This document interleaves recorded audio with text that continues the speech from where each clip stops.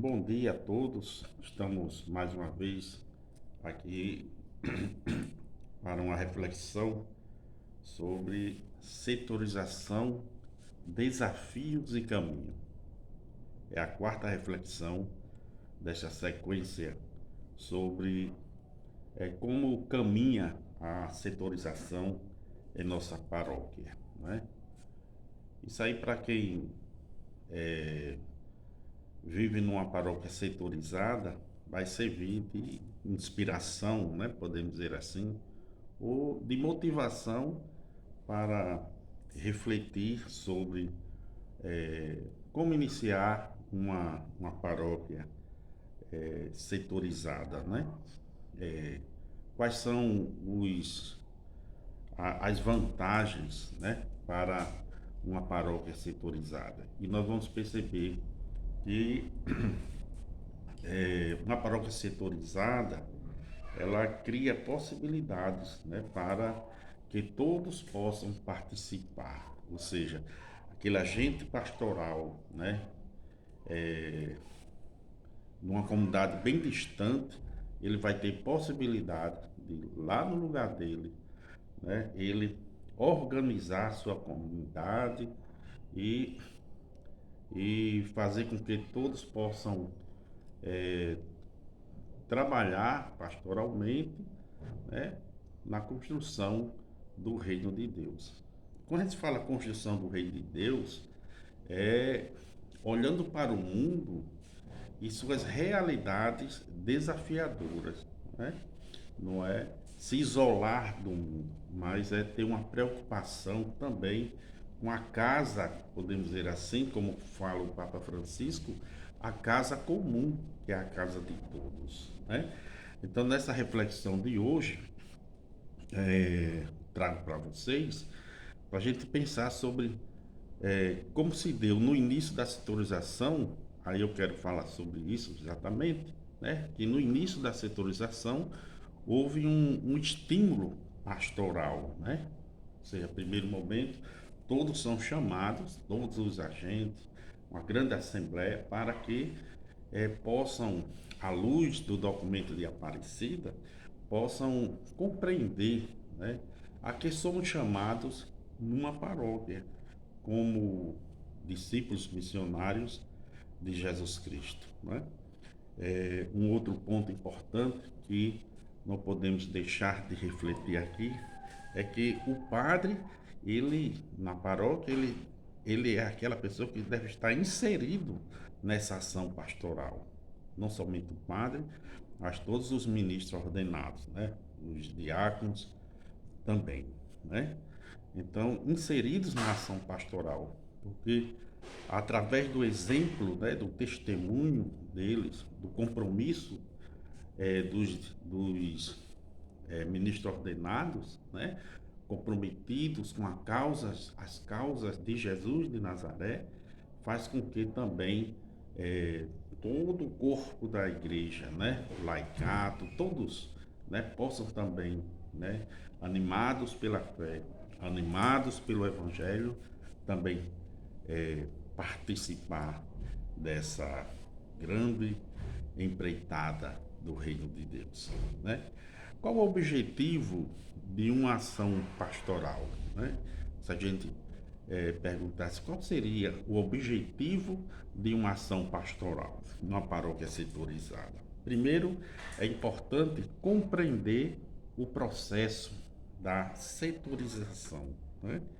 Ninguém vai entrar numa dinâmica de evangelização sem saber o para onde vai, né?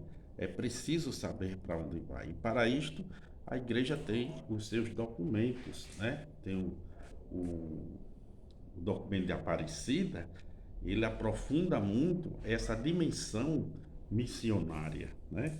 Então esse é o primeiro ponto, compreender o processo da setorização. O segundo ponto é acompanhar a construção das comunidades eclesiais missionárias, né? Acompanhar, né, a construção das comunidades eclesiais missionárias, né? Como está sendo esta formação, né?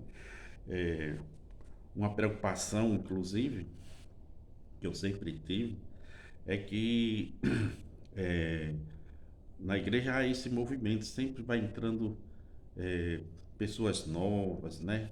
É, depois de uma catequese, de crisma, ou a juventude, até grupo de casais, muitas vezes é, despertam, né, para assumir essa dimensão missionária, né?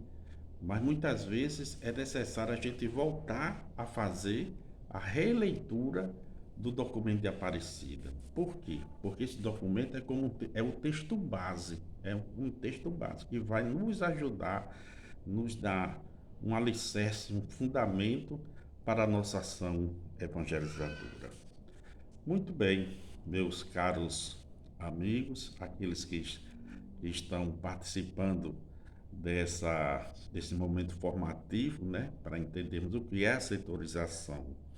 É preciso retomar, eu sempre coloco isso, né, que é preciso retomar é, a dinâmica dos primeiros cristãos que se reuniam nas casas, né? Então, os primeiros cristãos, eles tinham essa dinâmica de reunião em suas casas, em suas residências, né? E, e ali surgiam muitos cristãos, né? Se renovava a igreja, né? Com a setorização, é, nós temos essas possibilidades de reuniões em casas, né? Nas novenas, né? É, naqueles loteamentos onde a gente vai para as periferias, para ali conversar com o povo, refletir a palavra de Deus, fazer a celebração da palavra, e muitas vezes até o próprio presbítero ele desce lá para celebrar a missa, né, junto com o povo. No início da setorização, eu me lembro que o padre, quando ia, antes de começar a missa, ele dava uma catequese, pegava o documento da igreja, né? O documento de Aparecido, a Lumigêncio, ia sempre provocando uma reflexão junto às comunidades e como aquele povo ficava motivado com com essas iniciativas, né? Pois bem, então retomar essa dinâmica dos primeiros cristãos e depois como retomar essa dinâmica dos primeiros cristãos? Com um olhar preferencial pelos mais pobres, né? Os mais pobres que estão principalmente nas periferias, muitas vezes esquecidos, né? Às vezes não sabendo nem por que se encontram naquelas situações de vulnerabilidade, né? Então a igreja é muitas vezes nessa saída missionária, como ela faz bem a este povo, dando aquela injeção de ânimo, né? Dizer assim, irmão, você também é igreja, né? Vamos refletir isso. Que mundo Deus quer para todos nós? Um mundo justo, humanizado, fraterno, né? Pois bem, não podemos, nesse sentido, não podemos dispensar, né, a leitura do documento de Aparecida. O documento de Aparecida, ele é fundamental nesta caminhada pelos setores missionários da paróquia. Desejo a vocês uma boa reflexão, né? Para quem não é ainda inscrito, se inscreva neste canal, né?